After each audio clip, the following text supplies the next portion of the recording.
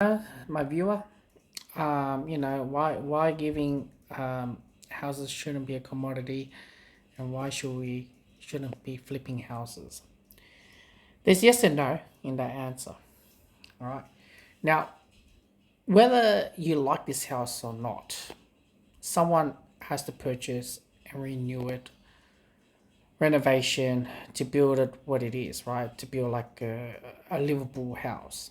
Now, I didn't get much to details, and I'm pretty sure you look by the looks of the house, you're like, damn, it looks like this. This roof has been leaking non-stop with water every time it catches rain. My dad had did a lot. Everything is rotten.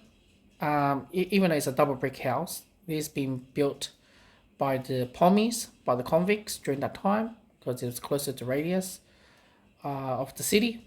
It probably takes 20 minutes or 25 minutes or 30 minutes walk to go to city from this point of area. It's called Stanmore. And I don't know, have I checked, see what. Okay, from this front point of view, you don't even get to see it's a second level. It's actually at the back of the house is a second level. And as you can see, it's a second level. It looks great, but my dad did a dodgy job. I'm not going to explain why and everything. And this needs to be renovated, right?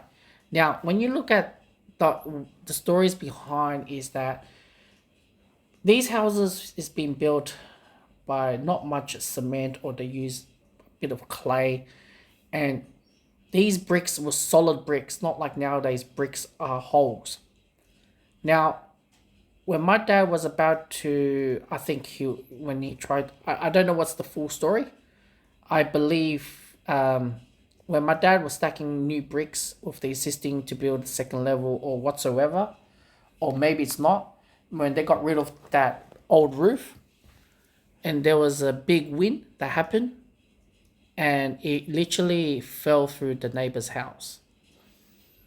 And obviously, there's a lot of dispute. His roof is being destroyed, or X, Y, and Z. I'm not getting into details, but he was asking more than 20, 30,000 compensation.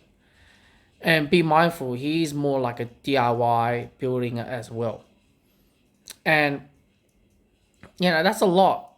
My dad had to sell the house because of the long dispute, and it's not become a very good neighbor towards the end. Now, flipping houses nowadays in Melbourne, it sounds very questionable.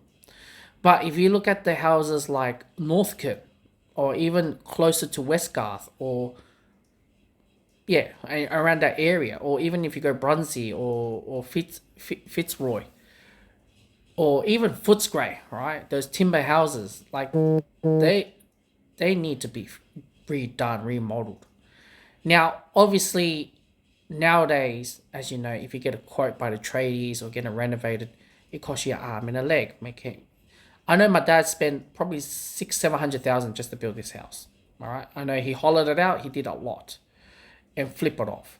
But I know for the fact that for a house like in Brunsey or Northcote or whatever, or older suburbs, right? Um, very good materials back in the days. Nowadays, materials is like crap as hell. Like you could literally punch that wall, and I was really amazed. Like amount of houses that is like brick veneer. So basically, you got the plaster board and as well it's like a timber and as well brick, because houses been built a lot later, and there was a lot more pommies in Sydney than Melbourne. Melbourne, you get the Europeans, the Italianos, the Gricos, and things like that.